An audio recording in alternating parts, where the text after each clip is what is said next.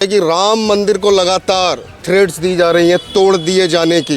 उत्तर प्रदेश सरकार या तो उस पे से लगाए या साले को ना हमारे हिंदुओं के हाथ में दे, क्योंकि ये राम मंदिर है, ये बलात्कारियों का मंदिर नहीं है। उनके सच्चा मुसलमान एक सेकंड भाई, सच्चा मुसलमान का कच्चा सुखाने चले जाता है जब ये बम फाड़ के इनके मुसलमान पड़ जाते हैं।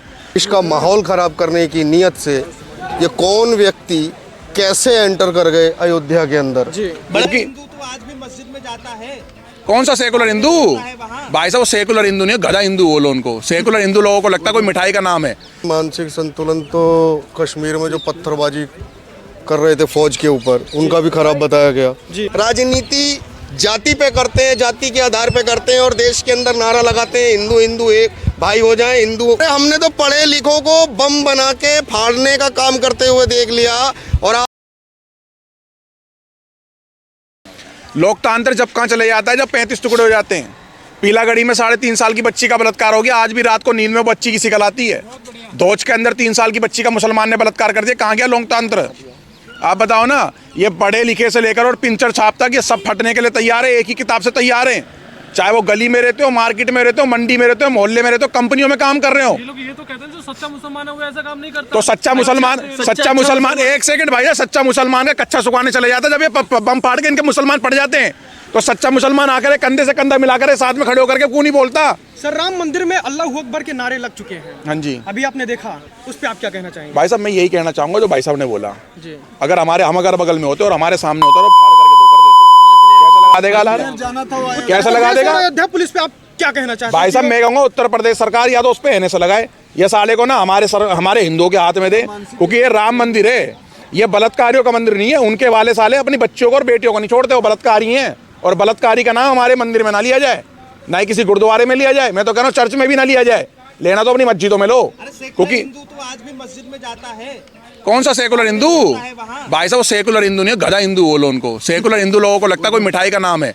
ये साले गधे हिंदू हैं जो समझ नहीं पा रहे। जो सेकुलरिज्म के चक्कर में बांग्लादेश वाले हिंदुओं की कहानियां पढ़वाओ, कॉपियां बांटो उन्होंने, कश्मीर वाले हिंदुओं की, बंगाल वाले हिंदुओं की, कर्नाटक केरल वाले हिंदुओं की। अब दिल्ली के अंदर जितने भी सेकुलर हिंदू गधो सुनो, तुम लोग ना करावल नगर, शास्त्री पार्क, मौजपुर, मुस्तफाबाद जिन हिंदुओं के घरों में पर्चे लगे हुए हैं, उनकी दुख और उनकी पीड़िया की जब कॉपी लॉन्च होगी ना, किताब लॉन्च होगी तो उनको पढ़ो तुम। तो सेकुलर हिंदू गधा हिंदू नजर आएगा तुम्हें। भाई साहब केवल कट्टर हिंदू बनो और इस देश को हिंदू राष्ट्र और गजवाए हिंद से बचाना, हिंदू राष्ट्र बनाना है। क्योंकि आज ये लोग भी कह रहे हैं कि हम 47 तक पता नहीं कौन सा 47, अभी 47 तो छोड़ो, तुम्हारी 42 में हम लोग रगड़ के रख देंगे। जय श्री राम, जय गौ माता, भारत माता की जय। मंदिर में कश्मीर से एक मुस्लिम गए, नहीं रुकिए, उनको बचाने की कोशिश मुझे लगता है की जा रही है। मानसिक स्थिति खराब। अगर कोई वहाँ पे अल्लाह अकबर के नारे लगा रहा, क्या उसका मानसिक संतुलन बेकार है? देखिए, मानसिक संतुलन तो कश्मीर में जो पत्थरबाजी कर रहे थे फौज के ऊपर, उनका भी खराब बताया गया। देश में जितने भी दंगे कर रहे हैं ये मुसलमान जितने भी अच्छे हैं, ये उनका भी मानसिक संतुलन खराब बता रहे हैं। आप एक बात बताइए कि ये जांच का विषय होना चाहिए कि देश का माहौल खराब करने की नीयत से ये कौन व्यक्ति कैसे एंटर कर गए अयोध्या के अंदर। बड़े भैया एक मिनट आपको रोकूंगा। जांच का विषय नहीं होना चाहिए, कार्रवाई का होना चाहिए। जैसे योगी आदित्यनाथ बुलडोजर बाबा के नाम से प्रसिद्ध है, इनके खिलाफ सख्त से सख्त कार्रवाई होनी चाहिए। अब जांच का विषय नहीं है, कब तक जांचें करवाते रहेंगे? कम से कम मैं कहता हूँ 2-3 करोड़ फाइलें जो हैं वो जांच के विषय में हाई कोर्ट और सुप्रीम कोर्ट में पड़ी हुई हैं। आप ये मत कहिए, आप खुल के कहिए जो कहना है। मुझे ज्ञान मत दीजिए आप। जी नहीं बिल्कुल। अरे कैसी बात कर रहे हो आप? मुझे ज्ञान मत दीजिए। किस तरीके की बात करो आप बताओ। आप देखिए, मैं आपको बताऊं, अगर योगी जी से है तो आप योगी जी से बात रखिए। नहीं, योगी जी से क्यों बात रखिए? माहौल खराब करने का अधिकार कोई नहीं रखता है, ठीक है।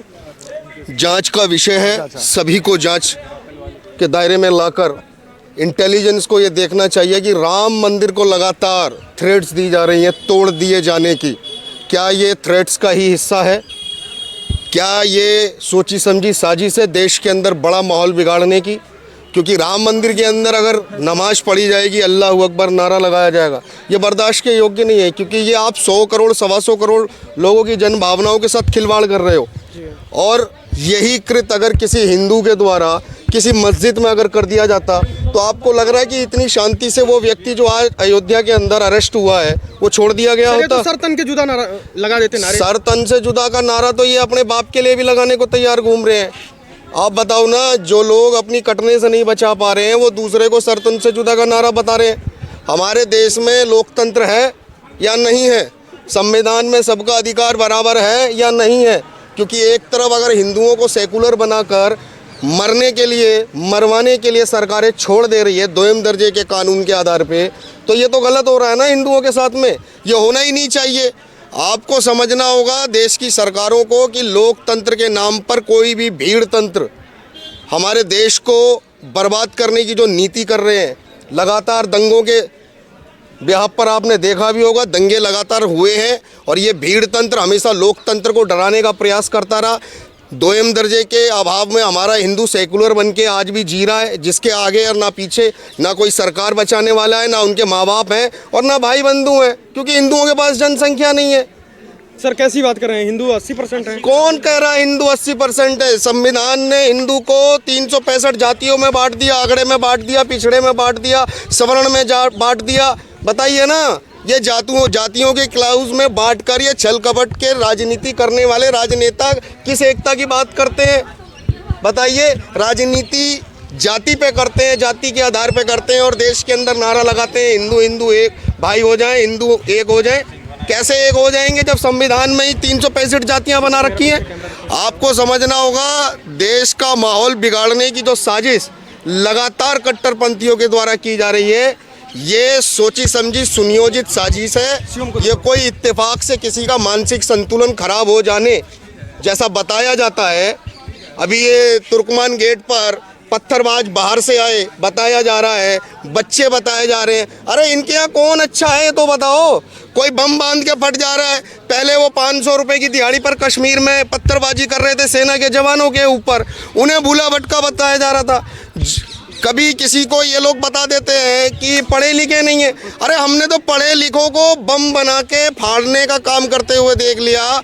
और आपको ये समझना होगा, जो कौम साइनाइड से भी जहरीला जहर बनाने की साजिश देश के अंदर कर रही है, और उसके बाद जब पुलवामा का अटैक होता है या कोई भी आतंकी अटैक होता है, तो ये सरकारों से ये नपुंसक कौम, जिहादी कौम जब पूछती है कि कहाँ से RDX आया, तो ये बताते क्यों नहीं है? ये मदरसे से पढ़कर ये पंचर छाप कहाँ से आ रहे हैं आतंकी?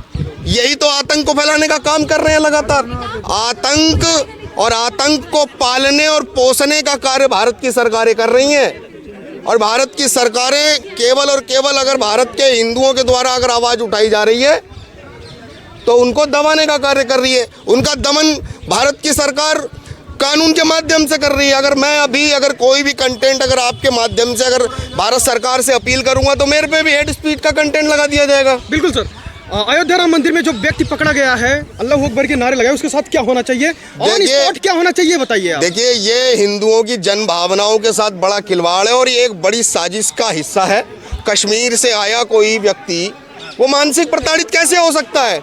कश्मीर से क्या भूला भटका पागलों की दृष्टि से आया है क्या? पैदल आया था क्या? वो किसी वाहन से, किसी गाड़ी से पहुंचा होगा, राम मंदिर के अंदर गया होगा, उसने पागलपंती में नमाज की जगह पूजा तो नहीं करी है वहाँ पर।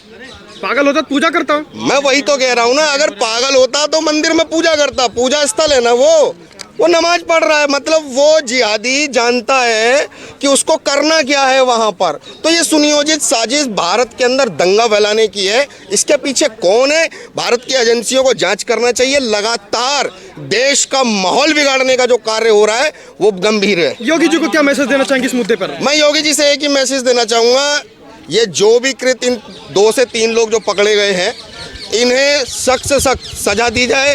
पहले पूरी इंक्वायरी की जाए ये किस उद्देश्य से आए थे, क्योंकि राम मंदिर केवल एक मंदिर नहीं है। 534 वर्षों के संघर्ष के बाद, हमारे बलिदान के बाद हमारे रामलला का प्राण प्रतिष्ठा हुआ है। वहाँ पर धर्म ध्वजा फहराई गई है। वहाँ पर योगी जी और मोदी जी के द्वारा धर्म ध्वजा को फहराना मतलब देश से हिंदू राष्ट्र का संकल्प है सीधा का सीधा, और ये चुनौती देने मंदिर पे आए हैं, तो ये बर्दाश्त के योग्य नहीं है। अभी कल को हम मथुरा का मामला उठाएंगे, बताइए।